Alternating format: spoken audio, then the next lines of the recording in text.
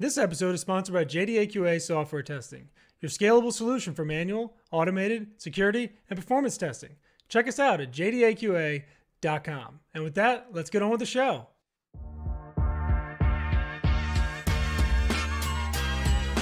This is The First Customer, hosted by Jay Agner.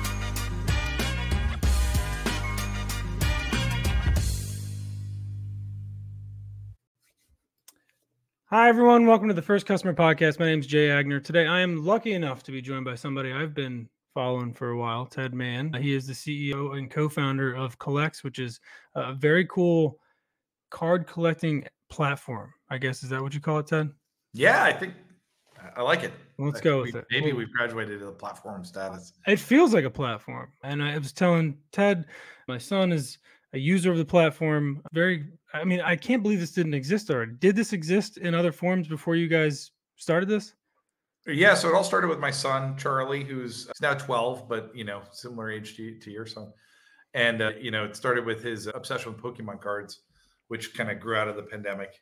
I guess there were a lot of kids at home, wondering what those cards are worth. He didn't take long before he found all my sports cards in the basement, in a shoebox, and started digging all them up. And he had a problem that I think a lot of collectors had. I certainly had when I was a kid, which is it's really hard to figure out what your cards are worth. And when you start doing deals with your friends, on the blacktop at school, or, we go down to the local card store and, start trying to do deals with the guys there, you can quickly feel like, you're at an information disadvantage if you don't know the prices. Right. And so to answer your question, was there anything? You better believe I tried every app I could get my hands on, every website. I was just, with my son trying to find ways. I was like, when I was a kid, you'd get the Beckett guide, printed guide. That's what I was gonna say. The book. I remember the book or the magazine. Yeah. It still exists, right? It's now literally like the phone book. It's like on phone book paper.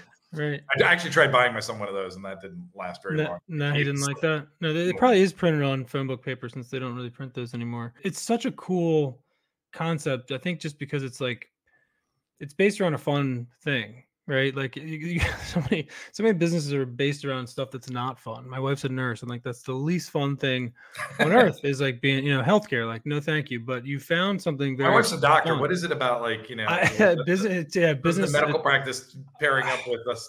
I think they just want to spend as much time away from us as possible. That's probably, at least in my case, actually, we both work from home now, but it's something fun and it's exciting. And it's always something around the corner. You got the new pack you're opening up and you're doing the thing. Talk to me a little bit about just the industry in general. I'm not asking you to recap the history of sports cards with us, but just where are we on the ups and downs of, is it a big hobby still? Is it resurged? Did it go away? Did it come back? What is the status of just collecting cards in general? Yeah, no, it's as popular as ever. It definitely all things kind of has these, periods where it's, not been a linear straight line up, but it's, more popular now than ever. It's a big market. Before I kind of dove into starting a business here, again, I was just helping my son try to figure out what his cards are worth. And, being the geek I am, I built him a thing. It was initially a very crude kind of Airtable spreadsheet. It used some of the tech that I know really well, visual search, to be able to take a picture of the card, get the value. And, he loved it, right? And all his friends in town started copying what he was doing. And, before I kind of dove into building a business, I had the same question as you, is this a big market? How big could it be? And I was surprised to learn the secondary market for cards, just doing what my son was doing, buying and selling, the cards, with friends and stores online on eBay. Pretty big, right? It's about $5 billion secondary market. But what got me really jazzed is when I did a little bit of market research to figure out just how many people collect cards.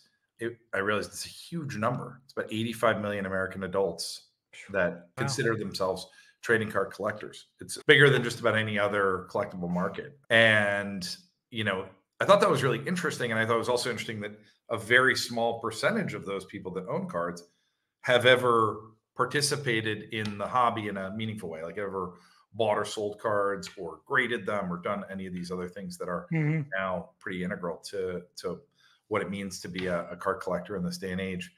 And so realized there was this kind of cool opportunity to not just kind of go after that existing $5 billion market, but potentially expand the market quite a bit. Is there other competitors now? Have people copied you and jumped into the space, or like, are you still kind of the name of the game? So in terms of like what CollX is doing, the app, by the way, free app for iPhone and Android, shameless plug. No, and we're gonna plug it. Trust me, but throw it in whenever you feel necessary. I fully endorse this one. I don't shy away from those. Like the basic use case is so simple. It's how it started. Take a picture of your card, identify it, get the value, in a second. And from there, you can build your collection. You can share your collection with other users, and you can also, browse through all the cards that other people have and buy and sell and do deals. So in terms of like the CollX app, we do have a few competitors. They all kind of do slightly different things, but the computer vision side of this, the match the card from a photo, I'd like to think that we were the only ones with that novel idea, but there were definitely a couple of other apps that came out more or less at the same time as us, where folks were like, trying to do something similar. So I'm, at this point, I think we've established ourselves as the leader in the space. Mm-hmm. We're quite a bit bigger than any of the other guys that have come along. And we've tried to build on where we started and build a whole bunch more functionality above and beyond that simple sort of like, what's it worth kind of scenario, all the way to the point of, like I said, buying and selling on a marketplace. Let's take it back. Where did you grow up, and did that have any impact on you being an entrepreneur later in life? And was this your first business, or was there other stuff along the way? I think I saw some things, but I'll let you run through your elevator pitch background. Sure. I grew up in North Jersey. I was a Mets fan growing up. I'd say cards probably were my first kind of like entrepreneurial experience in a way. I didn't think about it that way back then, but it was the first money I ever made was flipping 86 Mets cards, made about $200 and then put them all into Greg Jeffries, which was a huge mistake. But, after that, I went to school in Philadelphia. Philadelphia has now become my home. And after school, I worked for many years as a writer and editor. That was my first career.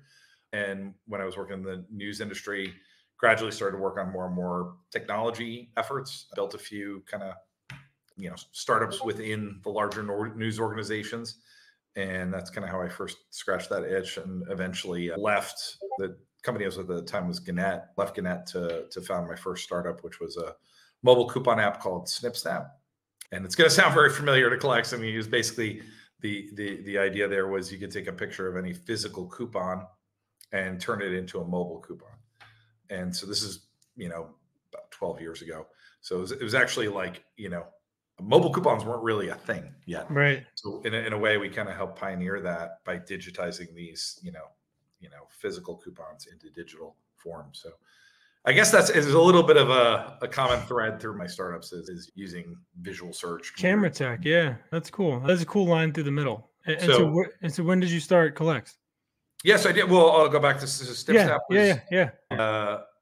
We grew to about 6 million users, had a really nice exit after about 3 years. And after that, I ran 2 other companies in the visual search space. I ran a company called Slice, which was a SaaS business doing visual product search, and then Partium after that. And then ultimately decided to hand the reins from Partium over to one of my colleagues so I could work on this side project with my son, which quickly became much more than that, and started CollX 2 years ago. 2 years ago. I mean, that's a hell of a push, man. 2 years is like a lot of, you guys are like, you're grinding. You guys see everywhere, and I think just from like my local perspective, the Philadelphia area, I mean, it's certainly the leader here. I would have to assume it's the lead everywhere. So, I mean, how did you purposely build a brand? Did you purposely just make a good product and then people kind of built a community around it? Like, what was your approach, or was it just kind of, how did you come to be to have such a brand centric company? I mean, that's when you see CollX, you know what it is, and it makes sense. And if you've heard of it, then you're like, yeah, I'll check it out. Well, thanks. I appreciate the compliment on the branding. It's funny when you try to name these things. I'm trying to remember what the original names we had back in the day were. I would love to know. I would love to know the original, the cutting room floor. I like the tagline, "What's it worth?" So I remember once I wanted to just like abbreviate it to WOO. Okay. All right. It didn't really land. I like that. We called it CollX and not like the card app or whatever, because we wanted to have something that would ultimately apply to all collectibles. Mm-hmm. And that is still very much my ambition. We quickly learned that the trading card hobby alone is massive, and there are a lot of trading cards out there. We have about 20 million unique, canonical records in our database. So there's a lot of. So eventually, I hope that we can expand out into other categories like comics and stamps, coins, whatever. But we kind of have our hands full with trading cards at the moment. But yeah, in terms of like, we were trying to build a brand. I mean, I think more importantly, we're trying to just build a great app experience, something that was really sticky, that would attract all these collectors, that 85 million adults that own cards in the United States. It's a big audience, right? And so we have about 2 million of them now using CollX and building their collections, and average users has about 200 cards in their collection. We get 1 million cards added to the app every day now. So it is a pretty big volume of trades getting added. That's a lot of activity and a lot of clients to manage. And so do you guys have a big customer success team? Like, how do you deal with all these, millions of, B2C is a different world than I'm used to. I'm a B2B guy. So the B2C world is almost terrifying to me to think of having, 2 million potential people to keep happy. How do you guys do that? Yeah, well, on the CollX app side, do we have a customer success team? We have a customer support team, but it's pretty small. One of the things that we did early in figuring out a way to harness this community of really enthusiastic collectors is we started deputizing our best power users as ambassadors. And some people talk about like ambassadors as like brand ambassadors, like people that are going to go out and like market your product on social media, or like go run around college campuses signing people up.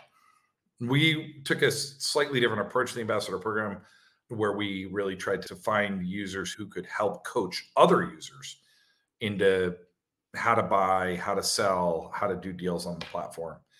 And so we now have about 300 of them, I think. And so in a way, they're kind of like customer success, customer support. Right. They're not, employees, but we give them some perks, and they get really, excited and jazzed about helping onboard kind of like new sellers, new buyers, and like showing them the ropes. Wow. Which is pretty cool. That's a really, that definitely doesn't exist in the B2B world, at least the one that I'm aware of, like having your customers like onboard other customers in a sense, right? That's pretty, it seems scalable too, right? Because you can find more ambassadors that can kind of build this thing out. That's a pretty cool approach. I like that. It's been really cool. And I love our ambassador community, kind of know some of them very well. We've even reached a point now where we have what are called level 2 ambassadors, which are like, the most successful productive ambassadors that have like, said, I want to do more. I want to help out more. And so we've deputized them even further to take on other roles, whether it's, helping respond to customer support emails and chats, and, responding to app store reviews, things like that. So it's been a cool way to grow and scale that without, having to, dramatically increase the headcount of the business. Right. Yeah. It's like the Reddit model, right? Where you have like their own little communities that they run themselves, and that kind of helps build the community. I like that. All right. Well, so who was your first customer? Who was the first CollX collector? Well, is it cheating to give you like a couple? Because when we launched the app, we had so many people just sign up and start scanning. But I'll give you a few that kind of come to mind as folks like early adopter, early users that I got to know and like learned a little bit more about the hobby and about. So one of them was actually an attorney for my previous company. So I had no idea that I didn't reach out to him directly. He must have seen probably me tweeting or LinkedIning about CollX. And so, but I noticed this, like, maybe within like the first week of launching, there's this one guy who scanned like 5,000 cards in the app, which takes a fair bit of time, right? Because you're at the time you're scanning picture after picture. Right. And so it turns out it was that attorney who, I know bills at a very high hourly rate. So I'm like, my God, you have the time. Like your time's so valuable. But he told me that he's just been a lifelong collector, super passionate. And, this is, it's just a way for him to kind of rekindle that experience that he's always loved, started as a kid and now. And what I learned from him that I thought was so interesting is that all he needed was a way to scratch the what's it worth itch. And it was possible to get somebody like him spending hours and hours. We have like our top 5% of users spend 4 hours a day on the app. Kid you not. Like kind of incredible that, but, for people who have this passion and have an interest, this is a great way to kind of draw them in. That was one. I'm going to give you a couple if that's okay. Yeah, please do. So another one was a guy who I didn't know, named Travis Kygar from Virginia, who was an early adopter of the app and just started reaching out to me and to many other users to do deals, to do trades. And, he's really cool and kind and, just wanted, kind of chatted me up a little bit, learned what I'm interested in, learned what I collect, and then just started sending me, hey, would you be interested in this? Would you be interested in that? I'm like, yeah, that's a card I've always wanted to have in my collection. So, and started to negotiate these deals. And Travis was like a great early example of somebody, I think we had a notion that we were going to build a marketplace early, but we hadn't started yet. But we started to look at users like him and just how many deals they were doing, how many trades and purchases they were doing through the app. And we realized, wow, there's really something there. If we built more functionality for the Travis, what would that look like? And so now we've got on the marketplace, we now have a full end-to-end, you can check out on the app, you can get shipping, labels, tracking, all that. And, for folks like Travis, who was also kind of like a prototype for the ambassador kind of model. Right. Yeah. We've been delighted to see that we can effectively take some of these collectors who'd never bought and sold on eBay, and we can bring them into the market. So it was a really good kind of eye-opening thing about we can actually bring net new folks into the secondary market. So I thought that was pretty neat. No, I love that. Those early customers were really fascinating. That's why I have the show, right? I mean, and it brings you back as an owner. You're like, oh, this was how it started forever ago, and all the stuff I'm dealing with today started, many sleepless nights ago. How do you guys monetize, by the way? How are you guys making money off of this? So a few different ways. I mentioned the marketplace. So we take a 10% commission on the card sales. We need a lot of sales, a lot of volume for that to add up. So that's going to take time to kind of build. But in the meantime, we launched a subscription option in the app called CollX Pro. It's like our pro tier. And so it just brings a bunch of power user features to the collector. So, everything from being able to dynamically reprice your cards to the market average to options to export, print checklists, things like that. So that's how it makes up right now 85% of our revenue is the subscription revenue. Got it. We also built a kind of a prosumer version of CollX, specifically targeting card stores and dealers. So that's been really popular. So we have about 2,500 professional sellers. These are folks, this is like their job. This is all they do. Right. And our software is basically allowing them to rapidly scan inventory and list cards for sale online on eBay as well as the CollX marketplace. So that's been another good source of revenue. And is that a separate app entirely? Yeah, it's a desktop application. Oh, wow. And most of those folks are using high-speed scanners to import the cards. So it's a little different. CollX is all mobile, like you're using your phone, take a picture. Right. The dealer software you're using these scanners. Yeah, these are the big boys that are moving volume, right? Yeah. The dealers, tens of thousands of cards listed. Yeah, that's crazy. All right, well, let's wrap it there. I have one more question, non-business related. If you could do anything on earth and you knew you wouldn't fail, what would it be?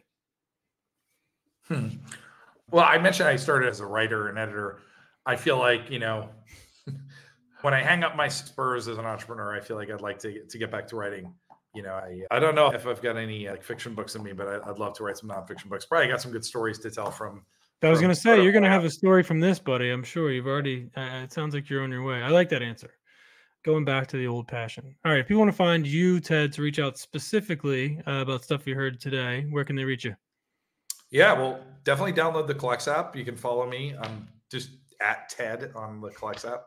And on social media, I'm at Turkey Monkey on Twitter and a few other sites. And, if you go to the CollX website, CollX.app, that's a good place to find the app and track me down. Beautiful. Well, Ted, I thank you so much for your time today. I love to see people in the tri-state area kicking ass. So keep kicking ass. And thank you so much for your time today. And we'll catch up again soon. All right. Thanks for having me on, Jay. Thanks, Ted. Appreciate it.